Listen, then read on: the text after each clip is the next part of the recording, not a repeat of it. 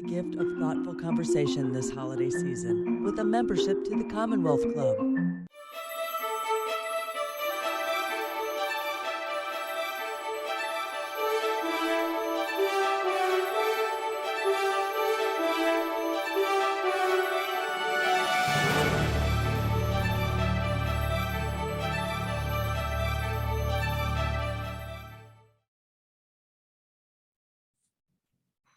Good evening, everyone, and welcome to today's meeting of the Commonwealth Club of California.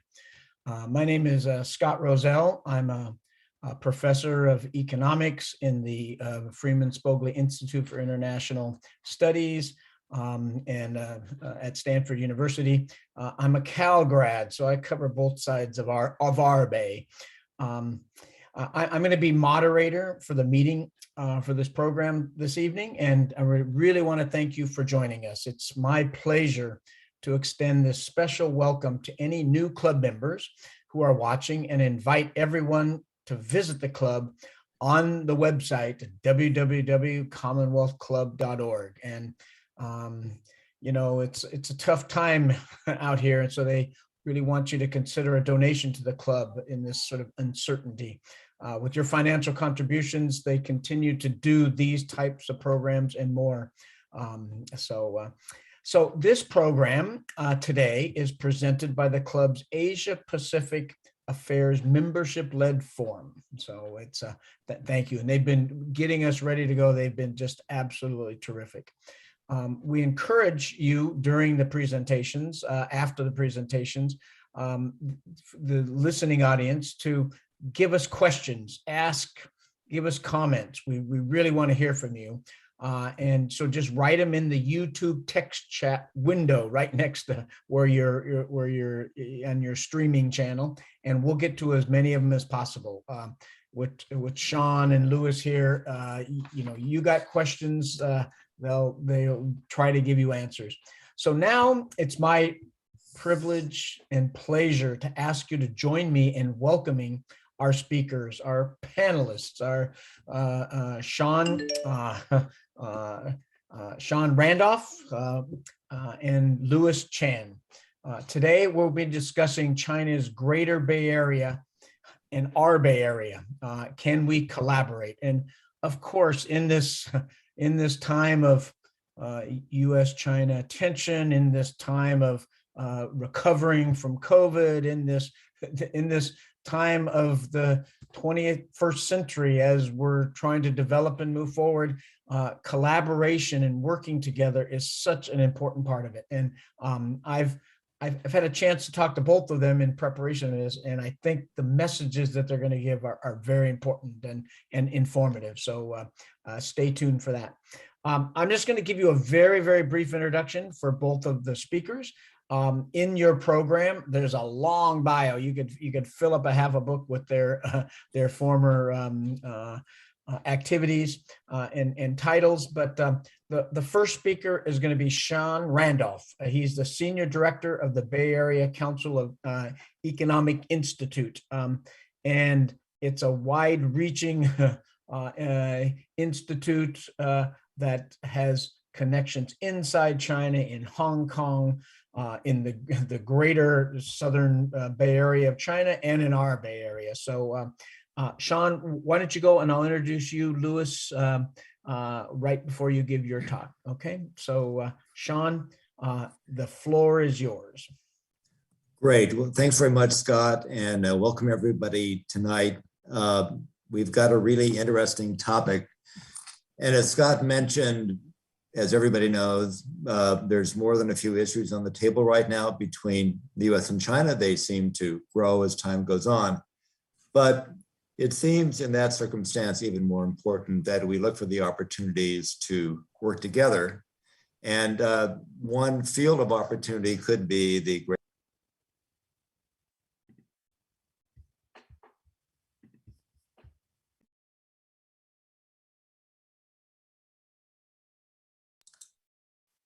says I was muted. I'm sorry. So I may start that one again. I want to say thank you very much, Scott, and thanks to everybody for joining us. This is a really interesting topic. and as Scott mentioned, it's a rather challenging time in U.S.-China relations. There are a lot of issues on the table bilaterally, and more seem to be added all the time.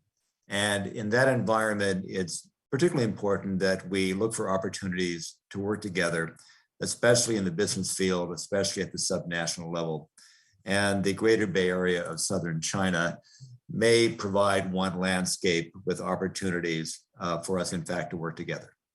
I was privileged earlier this year to work with the Hong Kong Trade Development Council on a report which aimed to interpret this plan in China for Bay Area and US audiences to help them understand what the structure, what the intent is of the Greater Bay Area plan, and what it may mean for companies here in the Bay Area, California, and Silicon Valley.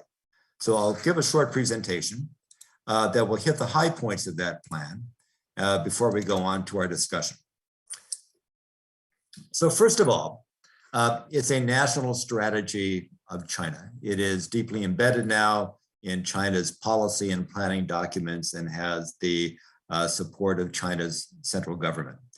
There are other Bay Areas in China that might in the future receive similar designation. There's Hangzhou Bay, which is near Shanghai. There's in northern China, the area around Tianjin and Dalian, Bohai Bay, but they don't have the official status that the China Bay Area does in southern China. So that's where we're going to focus. The idea, if you go back to the origins, is loosely modeled, in fact, on the San Francisco Bay Area, which is a multi-jurisdictional integrated economy, a regional economy that is very global and that uniquely in the world concentrates innovation and production assets to be really the premier global center for technology and innovation.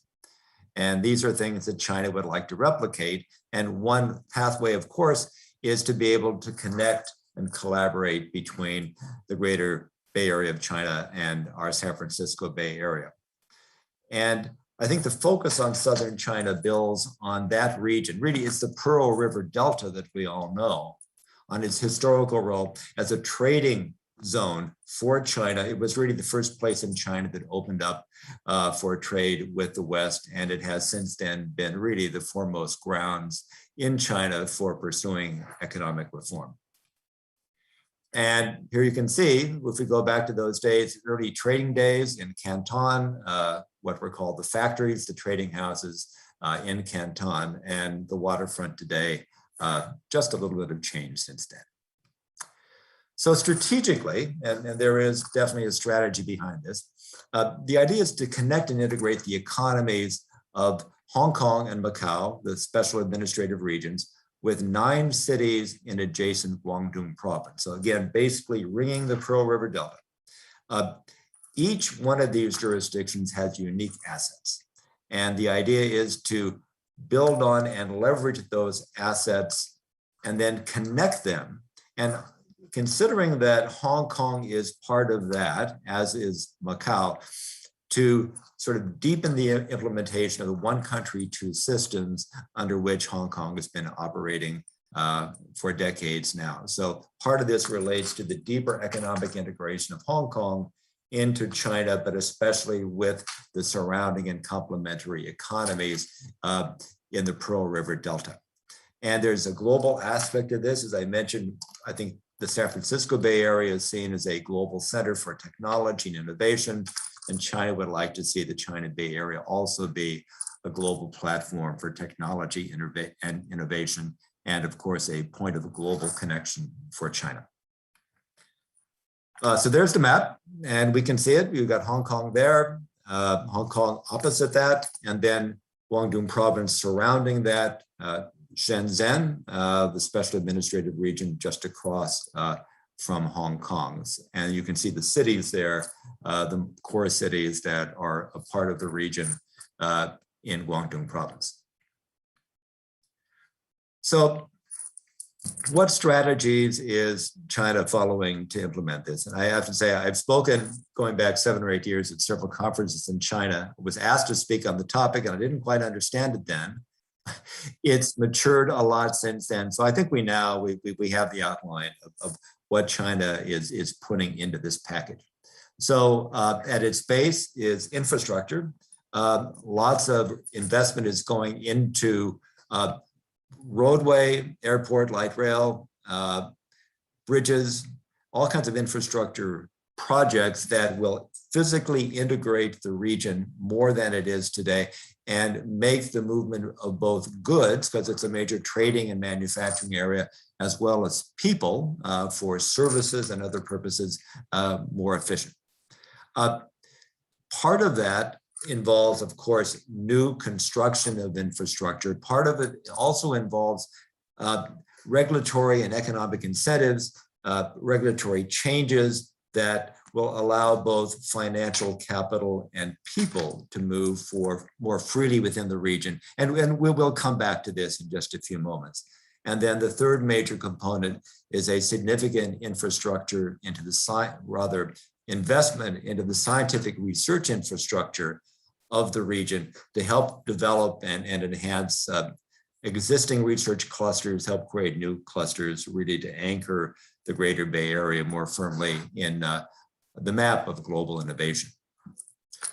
So a lot of this is about linking and connecting, because all this is already there. There's new investment in connecting things, but you have major assets that are in place. So we think the core cities, 3 core cities, Hong Kong, Shenzhen, next door, and Guangzhou. So the idea is to link these cities and then link other node cities, other major cities, the 9 in Guangdong province with them. So this involves, most importantly, a deeper connection of Hong Kong and Shenzhen, which border each other, Guangzhou and Foshan, and Macau and Zhuhai. And these are all cities that are proximate to each other. Part of that, going back to the one country, two systems policy, is to deepen the connection of Hong Kong's economy and its deeper integration with the mainland's economy.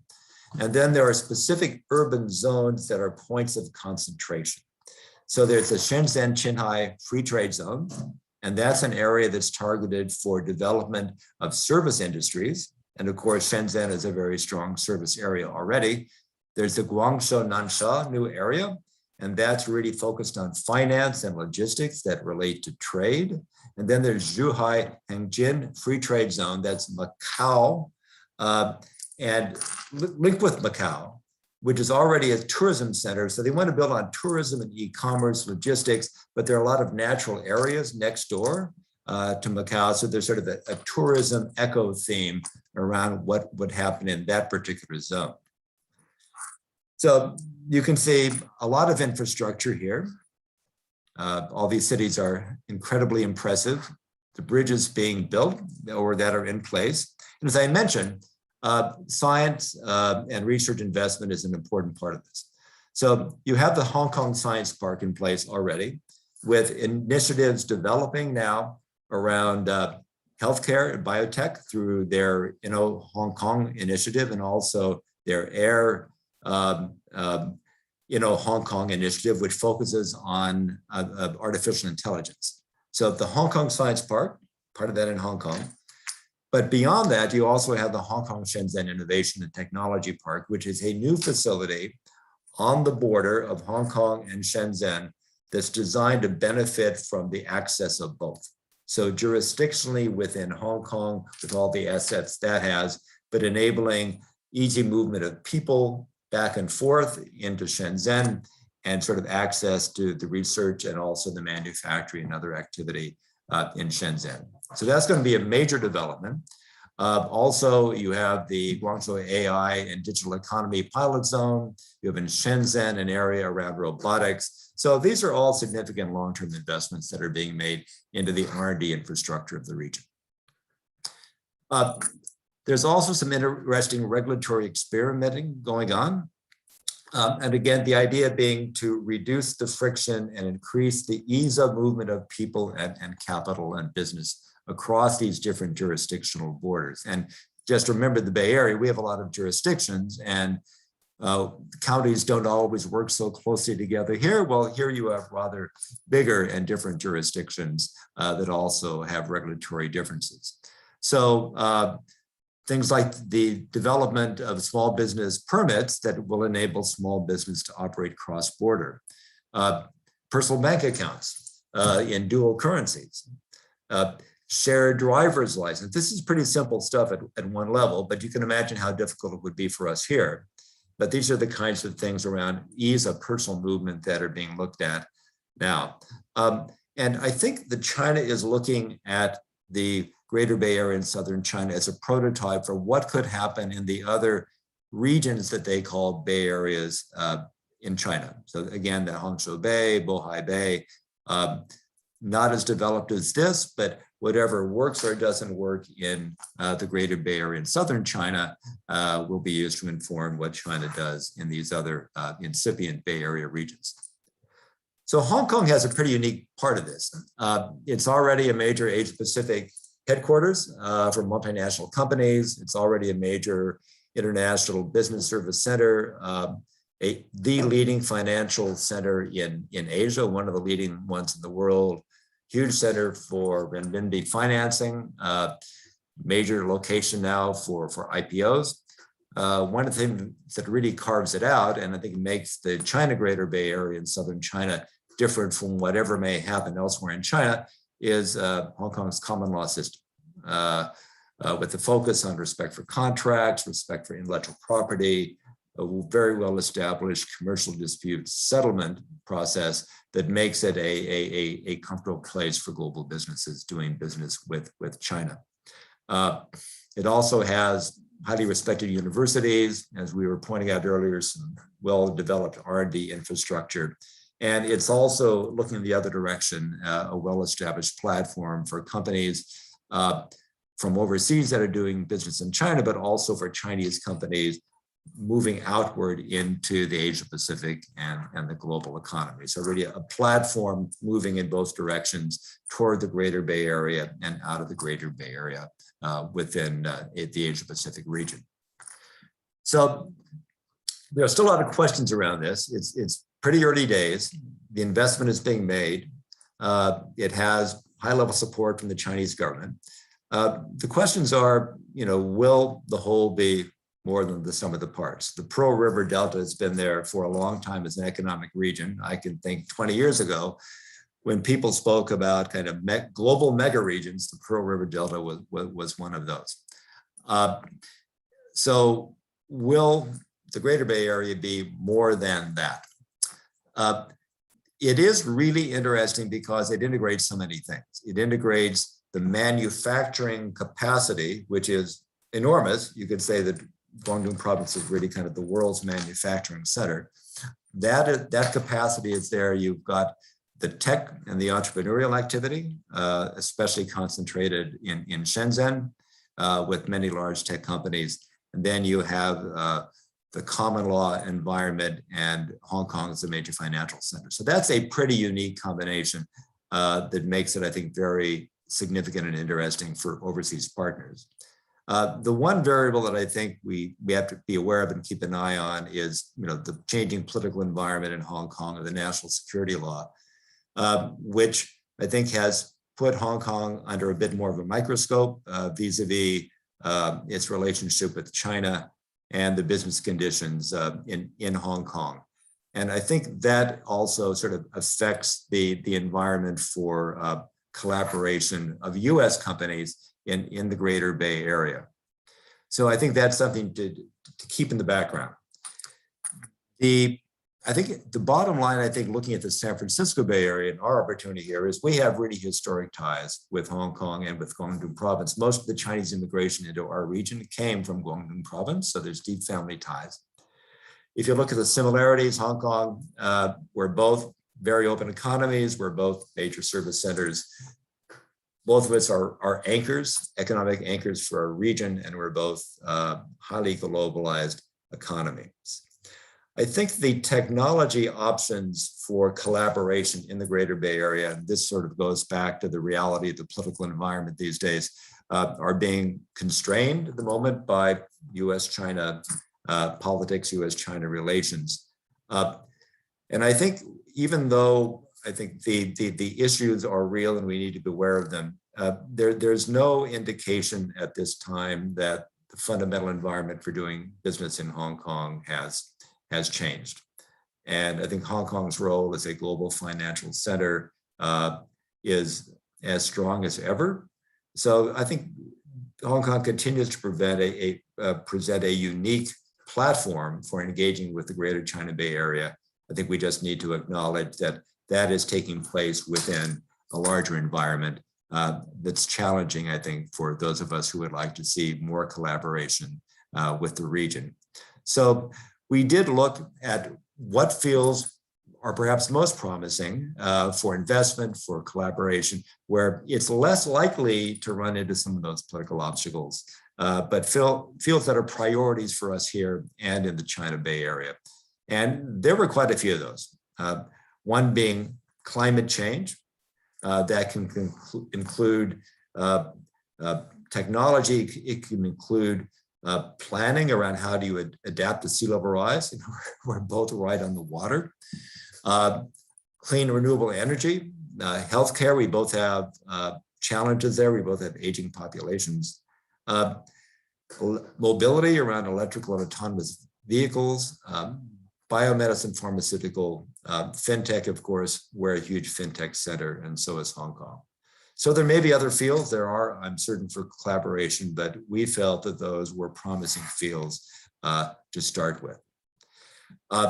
Again, the potential unique concentration in the entire world in the China Bay Area for manufacturing, combined with the tech, combined with global services, strong financial system in Hong Kong, strong legal system around commerce. I think those things in Hong Kong really distinguish China's Bay Area from any other ones. Political certainties are there. Whatever happens, I think, with the overall plan, there will be a long-term legacy of China's investment in science, its investment in infrastructure in the region, which I think will continue to enable the region to continue to grow, and across those jurisdictions present potentially strong opportunities for collaboration with us here in the San Francisco Bay Area, but California and across the US. So there we are. Hong Kong, it looks a lot like San Francisco when you look from the water's level, and the similarities don't stop there. So that is the end of my presentation. And at this point, I'm going to turn it over to Scott to continue our program.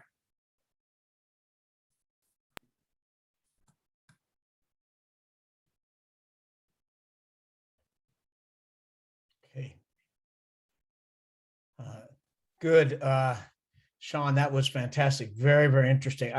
I'm an economist that's worked on China for 40 years and have gone in and out of that area. And I always thought the Greater Bay Area was infrastructure. But I think from your talk, I see that it's ideas, it's people, it's technology that's bringing this area tighter and tighter together. And obviously, like you said, the promises of collaboration, we have challenges. We know there's challenges, but the promise of collaboration, even in just the number of fields of climate change and clean energy and biomedicine, fintech, can bring, I think, not only us together to work together, but that it can bring prosperity to the regions and to the whole world. So thank you. That was very, very good. And thank you for taking the time and doing that.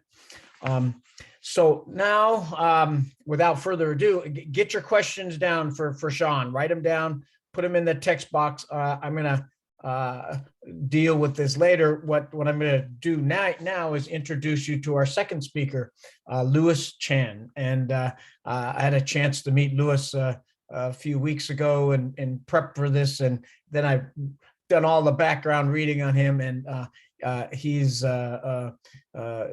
quite the guy, and has done a lot for the Hong Kong Trade Development Council. He's a principal economist. He leads the global research team, and he's going to dig even deeper into the China, Greater Bay Area, and I think trigger a lot of discussion here. So, Louis, it's all yours. So thank you very much, Scott. Good day, friends in the United States. This is Louis Chen of HKTDC Research. It's really a pleasure to know that there is a growing interest in Bay-to-Bay collaboration, and that there are more and more GBA-themed events gathering friends in the United States and around the world. Now, in order for me not to repeat what Sean has just shared in his presentation, and more importantly, what he had put down earlier this year in our joint research project reports, today I would like to take a few minutes to walk you all through a newly launched business support program called GBA, Go GBA, which is developed by the Hong Kong Trade Development Council and dedicated to be a one-stop support platform for Hong Kong and international entrepreneurs doing business in the Guangdong, Hong Kong, Macau, Greater Bay Area. As some of you might already know, the HKTDC is a statutory body established in 1966 to promote, assist, and develop Hong Kong's trade.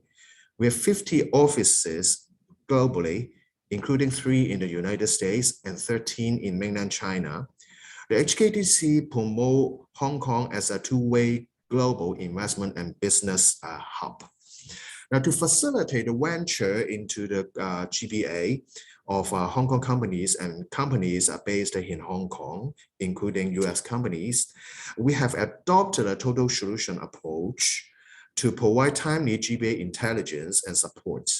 Just in last June, we launched the Go GBA one-stop platform.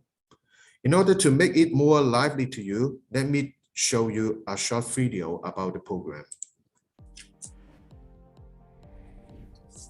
The Guangdong, Hong Kong, Macau, Greater Bay Area is mainland China's key development strategy.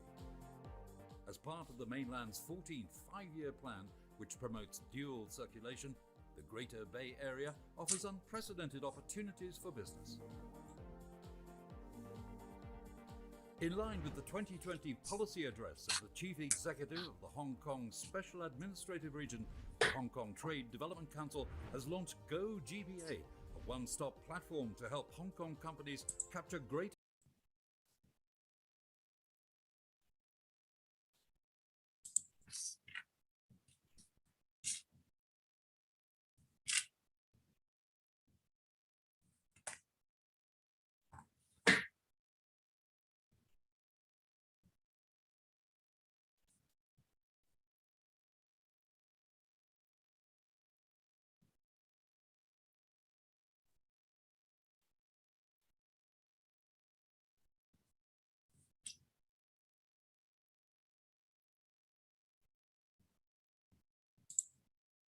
Bay Area business opportunities. The new Go GBA WeChat mini program is a digital platform offering practical tools for cross-border business and timely information to facilitate business in the Greater Bay Area.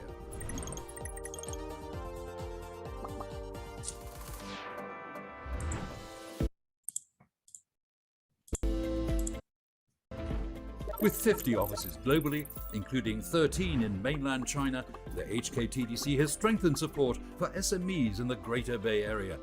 By setting up the HKTDC GBA Center in Shenzhen and Go GBA Business Support Centers in multiple Greater Bay Area cities, offering an even more comprehensive service network. The Go GBA one-stop platform offers a wide array of activities to help you develop and expand in the Greater Bay Area. Go GBA offers workshops and a business advisory service to help you better understand market trends. The platform offers market visits for SMEs to experience, understand, and expand into the Greater Bay Area. The platform encourages Greater Bay Area enterprises to leverage Hong Kong's services to go global. The Guangdong, Hong Kong, Macau, Greater Bay Area. New opportunities, new energy, new journey. Go GBA one-stop platform, helping you navigate Greater Bay Area opportunities.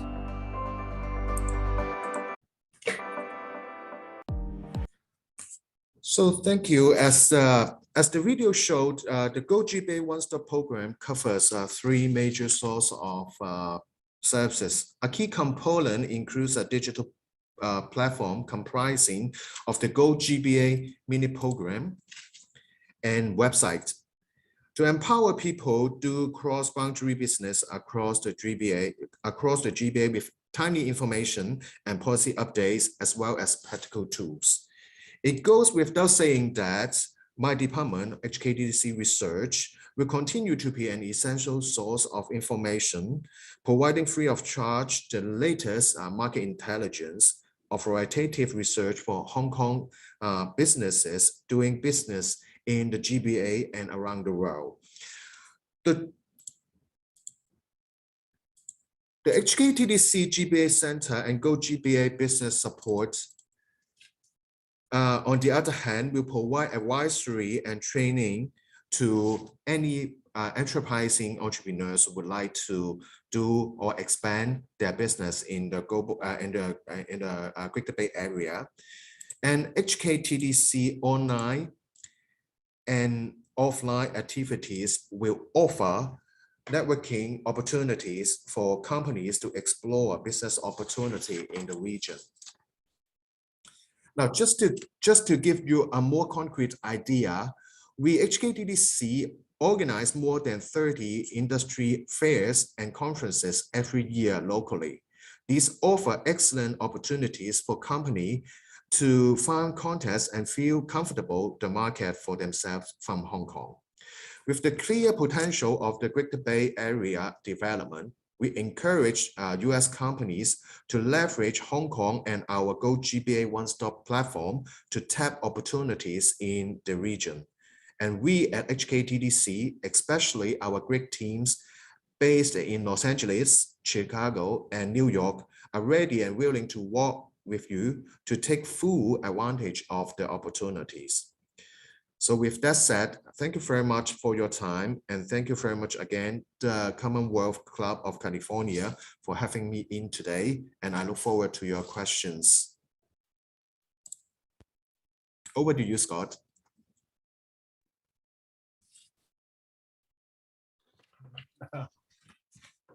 Good. Now, thank you, Louis and Sean, both of you. Thank you very much. That was great. And we now have lots of time for questions from you, and put them in the YouTube text box right on the side there.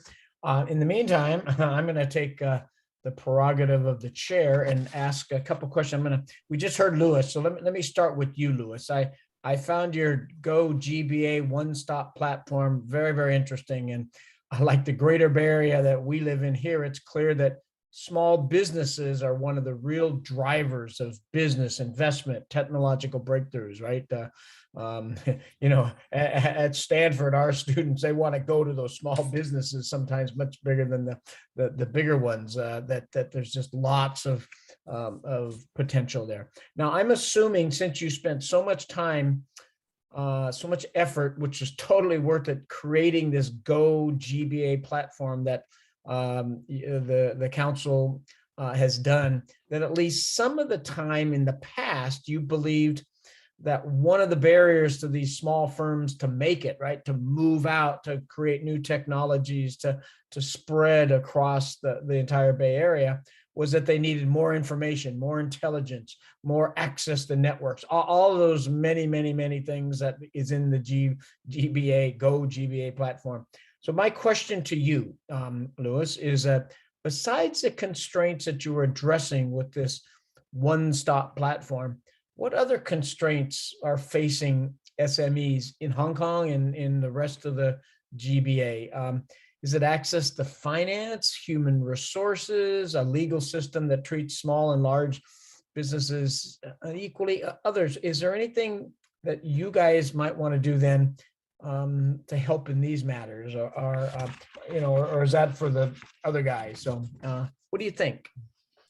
No, we actually conduct a survey and in-depth company interviews with more than 250 local startups in the middle of last year to better understand, okay, and identify both the growth opportunities and barriers, okay, among them in the GBA. And the findings were quite interesting. 43% of respondents said, okay, the different institutional systems, including tax and legal there, still hinder their expansion plans. And as companies have to devote extra resources to understanding and aligning with mainland business practices and workflows, they are often put off interesting projects because they just don't have enough resources to do so. So this is also one of the principal reasons why we have put our one-stop platform in place, just to help them or to give them some opportunities with ease. And other 40% were also concerned about uncertain market conditions. During some of the company interviews, it became clear that some believe that mainland government policies can be easily subject to change, and which explain why they were, among the startups, they were not too keen about developing their business in the GBA from the beginning or from the onset of their business.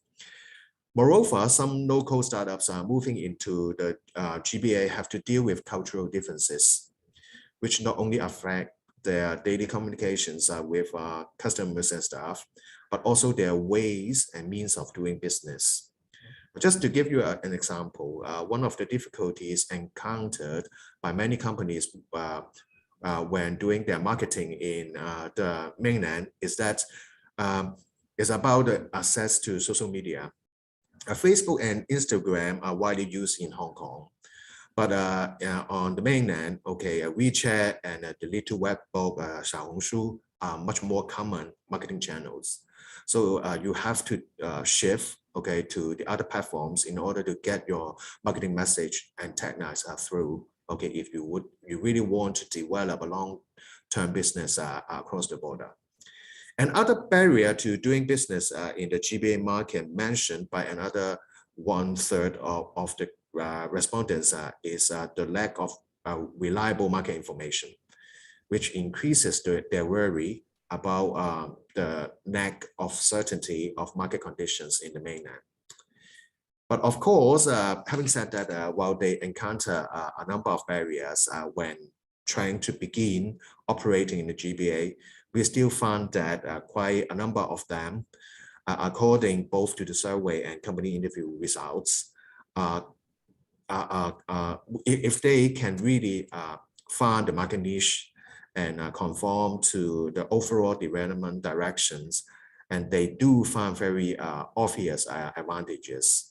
Some notable examples include, just like example Sean mentioned in his presentation concerning the biotechnology and healthcare sector. And we have seen that many people talk about the differences of qualification recognition and medicine registration legislation between Hong Kong and the rest of the GBA. But we have already seen some forerunners, including, for example, the Hong Kong Medical and Healthcare Device Industries Association. They are trying to lobby the Hong Kong government to negotiate with GBA governments on integrating the relevant rules and regulations in future. So in case there are some new laws regarding some new drugs, okay, to be used, okay, both in Hong Kong and the rest of the GBA, then they will have more common or harmonized legislations going to take care of the drug registration and so on. And another example is regarding some business, they are subject to import regulations. So these companies they're advised to set up their factories or manufacturing facilities in any of the GBA cities to benefit the unfettered access to the mainland market as a whole. So we have seen some companies, they're invited by GBA governments, different city governments to set up, for example, aquaponics farming plants okay, in GBA, okay, in order to sell, okay, tariff-free and market access-free to the rest of the GBA and also the rest of the mainland Chinese market. And, you know, at the end of the day, a company's ability to succeed really depends on how well they're on the pulse of the market. So there are definitely new market niches, okay, developing or emerging, okay, not just in Hong Kong or in Macau or in the Greater Bay Area, but also in the rest of the mainland China market. But we happen to see that Hong Kong, and we strongly believe that Hong Kong remains a very good, okay, gateway or springboard for you to test your idea before entering the gigantic Chinese market. And the GBA just offer a very good test bed for you to not just test your report, but also the resilience of your project, okay, in a city like Hong Kong, and with the financial strength and the market infrastructure, and also the market size just right after or across the border. So thank you very much. Over to you, Scott. Yeah, so it's very clear from listening is that the Hong Kong Trade and Development Council does a lot more than Go GBA, and that firms do have many different challenges, I would say, to try to spread business between Hong Kong and the Greater Bay Area out to the rest of the world and out the rest of China. But that, and you guys do a lot to overcome those constraints, but it's clear that there's other constraints that maybe are out of your control or that need to be addressed in other ways. So let me turn it back to Sean, you know, for a second. I kept hearing, you know, the challenges of going into China, of going in through Hong Kong and into China. Maybe you could say, you know, thinking just about the Bay Area, of San Francisco Bay Area, and the companies that have gone into China, you know, maybe through Hong Kong.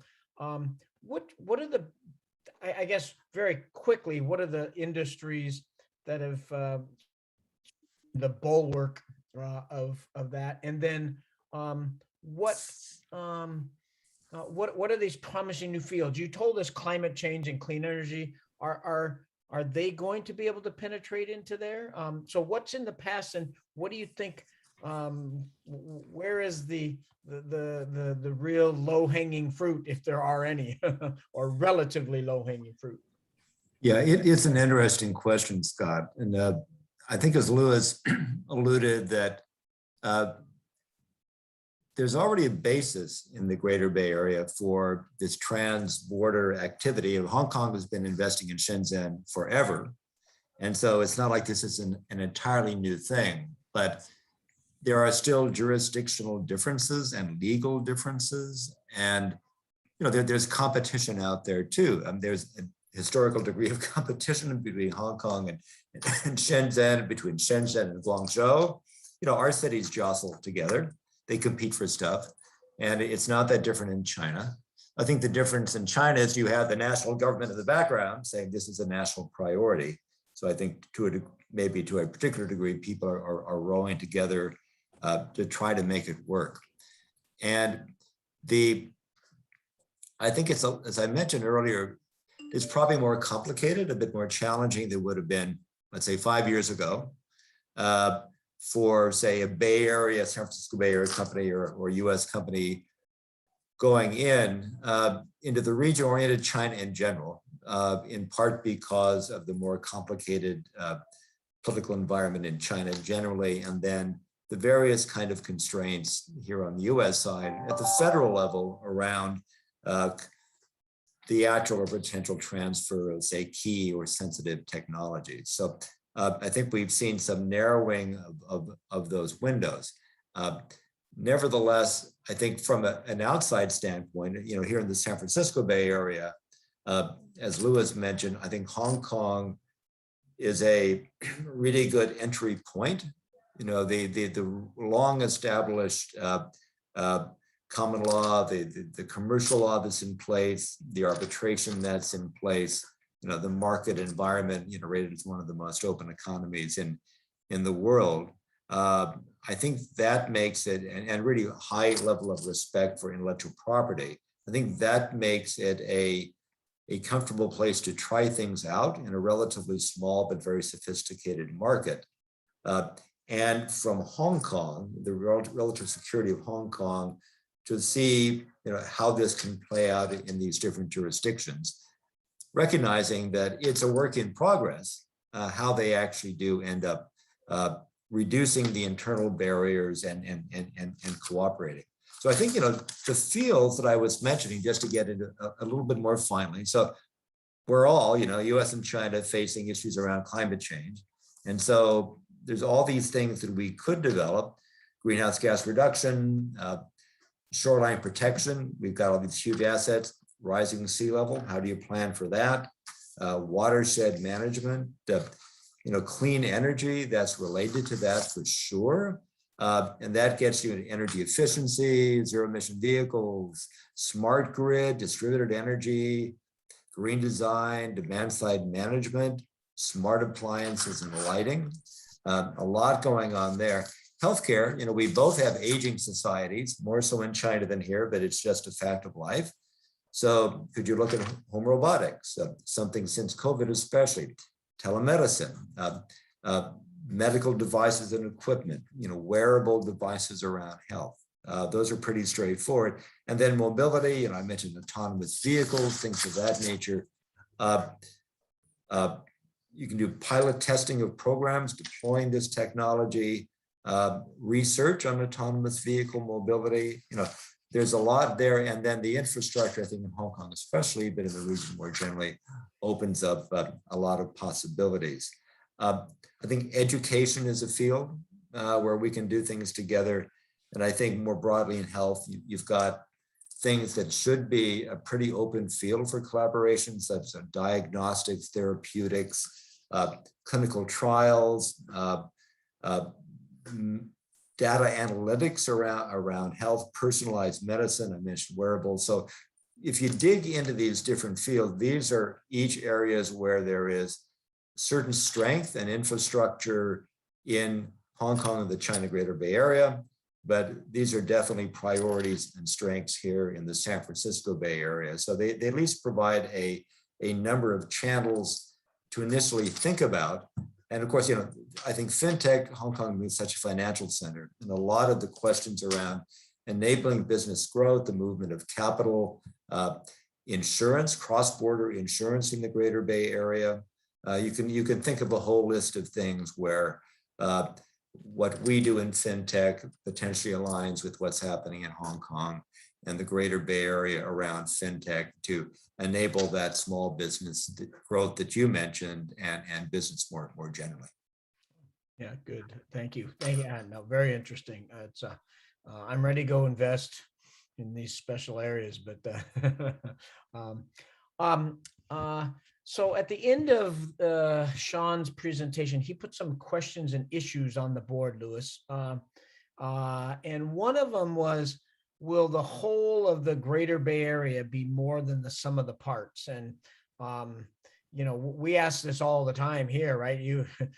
Is San Jose competing against San Francisco? Does Oakland do something that Richmond or Vallejo, want to do? And are they competing against each other, or do they come together and become this bigger part? So do you think the whole of the GBA would be more than the sum of parts? Is there anything that we should look at what may make that true more and more in the future, or is constraining it? Or what do you think about that? No, I do truly believe that it's just more than the sum of 11 cities. We all have different capacities.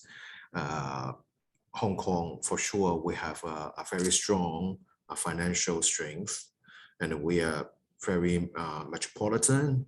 We have a huge number of international companies and their affiliations here in Hong Kong. And for example, in Shenzhen or in Guangzhou, they will have a stronger manufacturing base and that could help Hong Kong or any other enterprising businesses. They would like to kickstart their journey in the Chinese mainland market, okay, to put their idea into commercialization. So that we have a very clear and a very dedicated division of labor, so to speak. We have different areas of specialization.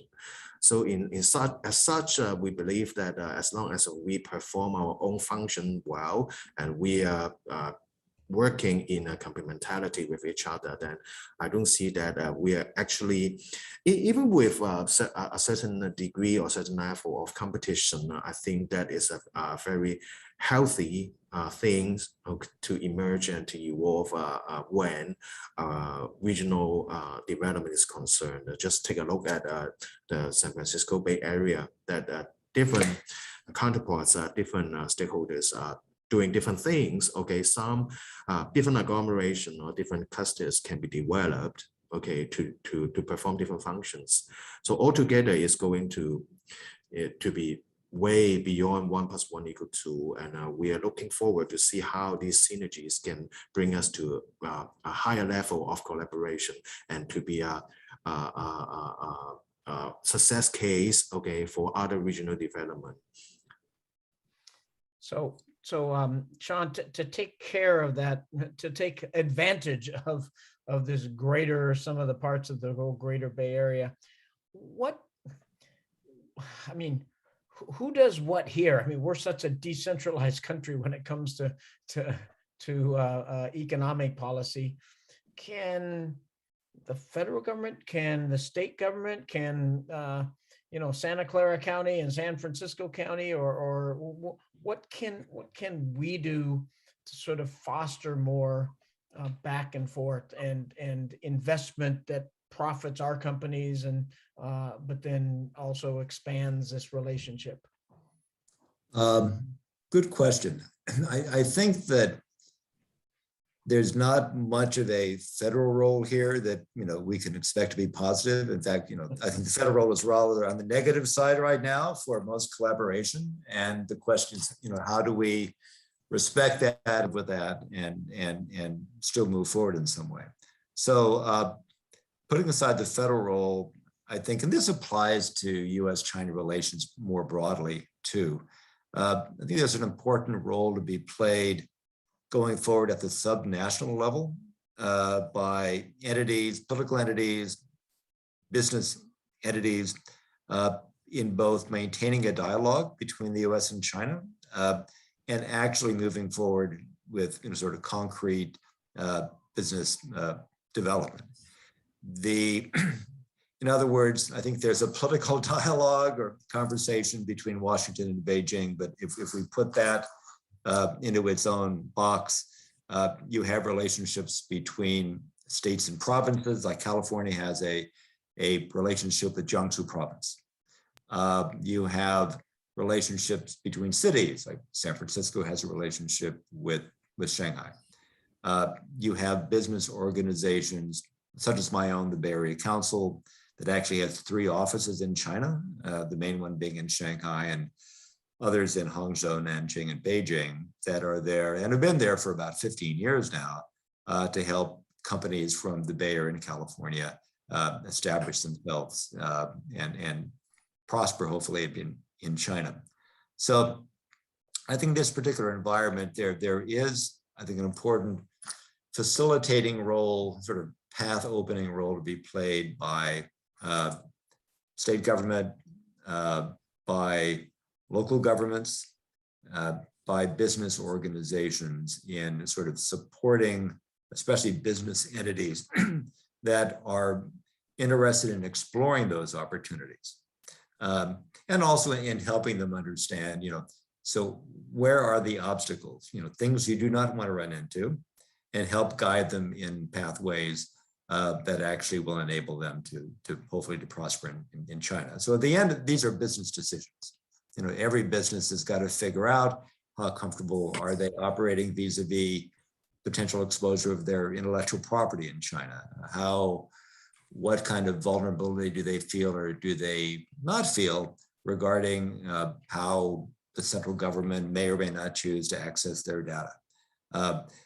There's a range of questions where each company needs to figure out that in relation to what is still broadly felt to be a really strong market opportunity across China. So, but I do think at the subnational level, there's an important opportunity for entities of a variety, both public and private, to continue to facilitate business development wherever they can. So I want to turn that right back to Louis. It's very interesting. It's what I mean, I was sort of thinking you'd go in that direction. And there's lots that our subnational governments can do.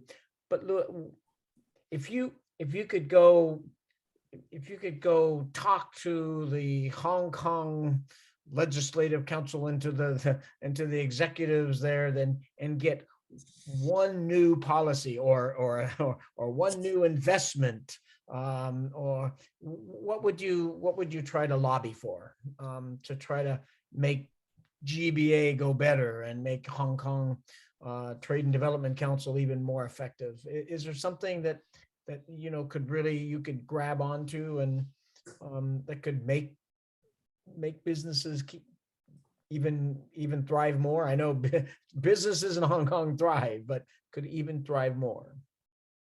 First of all, thank you for your interesting question. I think we have always giving advice to our government whenever the GBA development, especially when export business are concerned. We are always having a close dialogue with the government.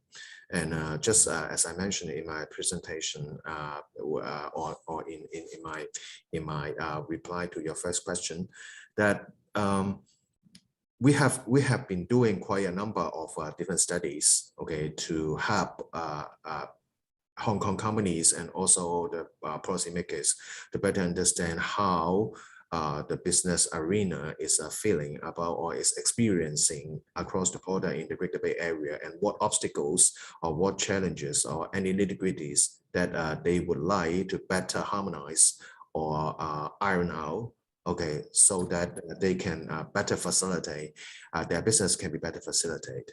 And if you will allow me, and actually I just heard, okay, earlier this week or perhaps late last week, that we have, if you ask companies, especially foreign companies now based in Hong Kong, amid, especially under the COVID-19 pandemic, then most of them, okay, are lobbying or are urging the government to try to get a better reopening, border reopening for them, okay, because quite a number or quite a high proportion of international affiliations here in Hong Kong, they are taking care not just their business in Hong Kong, but also across the border, particularly in southern China, including GBA. So we have already learned that some good news, and the first phase of border reopening arrangement was expected to allow individuals to travel to the Guangdong province without quarantine requirement if they had only been in Hong Kong for the past 14 days. Now, the scheme would give priority to business traveler and would be applicable to Hong Kong residents regardless of their nationality. So as such, foreign nationals based in Hong Kong will be covered. So while we don't yet have a very concrete timetable and roadmap when this scheme can really be put in place, but this arrangement as such will of course add to Hong Kong's many strengths for doing business with the Chinese mainland and especially the GBA. And I think this is really something most foreign business now based in Hong Kong would love to see.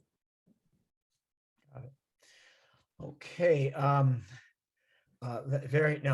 Yes, COVID policy would across the world in many dimensions would probably facilitate business and in so many different ways.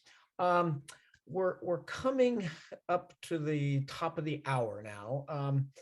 I'm just wondering, maybe Louis, if you have questions for Sean, or if Sean, you have questions for Louis. You guys have both gone back and forth, and and I know you know each other, and you coordinated your PowerPoints.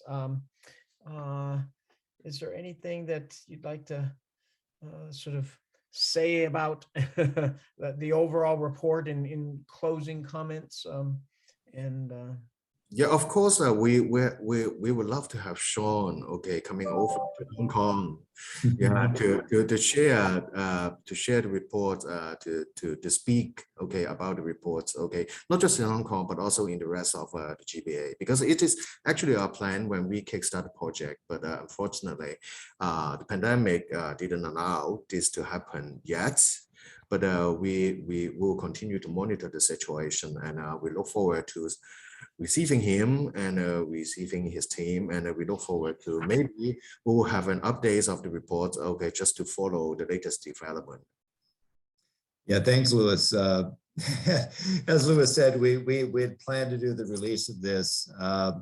May have been September, a long time ago, at a big conference in Hong Kong, and then that got moved back to November, December, and it's been moved back again and again. So I'm dying to get over there and talk to people on the ground, and to kind of sort of explore with them what they're seeing on the ground. There's nothing like being there, especially when things are evolving as they are. So I would just encourage people to keep an eye on what's going on with the China Greater Bay Area. As I mentioned earlier, I had spoken in the past at maybe 3 different conferences in the region. I was asked to speak on it and I didn't quite get it. Like, where's the bay? It's not like our bay. It's the big bay. But it really has evolved, consistently as a really interesting and potentially impactful concept, and as a potentially significant framework for companies from here looking to enter one of the major economic regions of China, and to access those resources around financial services, manufacturing, and some of the technology as well. So I just suggested people keep an eye on that, and for that there's probably no better source than the Hong Kong Trade Development Council, as you could tell from Louis's presentation. They're on top of that, and we look forward to continuing to develop the story. Good. Yes, I second both of those final comments, and I do want to extend our thanks to our speakers, Sean Randolph from the Bay Area Economic Council, Louis Chan from the Hong Kong Trade and Development Council. We also want to thank you, the audience, for being with us today, and your focus on this very, very important set of questions and relationships. The program you just watched and others like it, I've been told, will be posted on the club's website, www.commonwealthclub.org. And so you want to rewatch it or send it to somebody who might really benefit from this. There you go. And now, as moderator of this meeting of the Commonwealth Club of California, we're commemorating its 118th year of enlightened discussion. I'm going to take this meeting and adjourn it. So thank you one more time, Sean. Thank you to Louis, and thank you to the Commonwealth Club staff that made this possible and treated us so well and brought this to you. Thank you very much. Have a good evening. Have a good morning, Louis. Thank you, Scott. Thank you, Scott.